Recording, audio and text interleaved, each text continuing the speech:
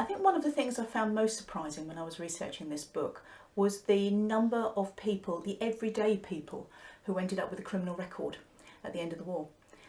The reason for this is that a lot of them had done very simple things. They'd made mistakes, and there was a lot of extra legislation brought in throughout the war that covered just so many different things. And the thing that comes to mind most often when I think about this is the blackout.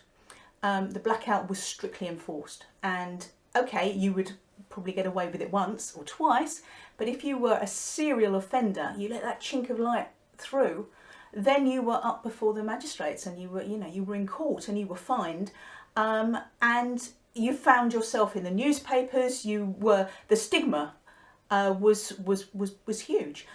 In the book, there is one particular lady who I think had something like 6 times in court.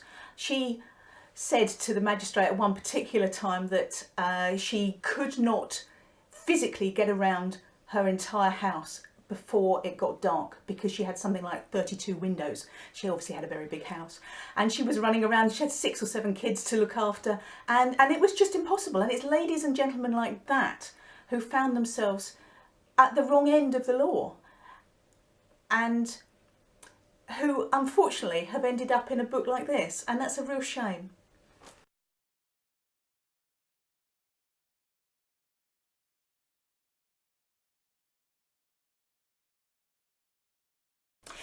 While I was researching this book, I kept coming across American stories to go into the book, which is one reason why we've got the American flag on the front cover.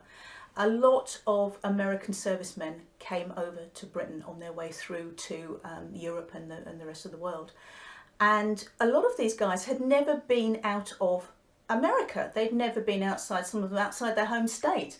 All of a sudden they were in this big wide world that they weren't prepared for, and for some of them, sadly, there was a lot that they weren't prepared for, and this led to all kinds of crimes, from rape, murder, through to things like pickpocketing and bits and bobs like that.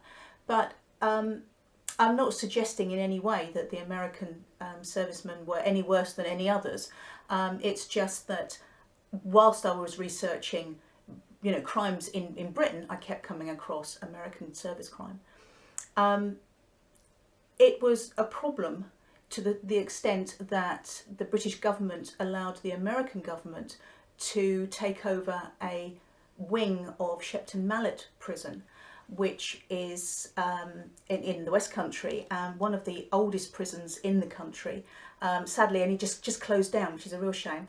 But they opened a separate gallows section in that wing. They actually built their own gallows, and they executed American servicemen there.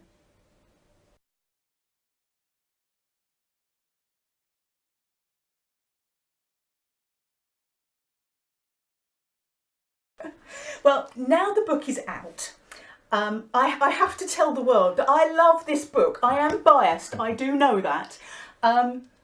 I've never had a book with gold leaf on the front. I mean, this is lovely. I've never had a book like that. I think that an awful lot has been done to make this book look really good. And as I say, I am biased, so I did write it. But it's lovely when a publisher takes a lot of effort to make a book look good.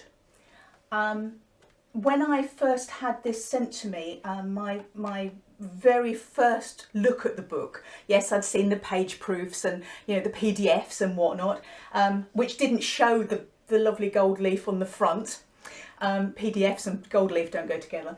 But when I actually held it in my hands for that very first time, and I looked at it and I saw it for the very first time, oh God, that was good. I mean, it really was fabulous.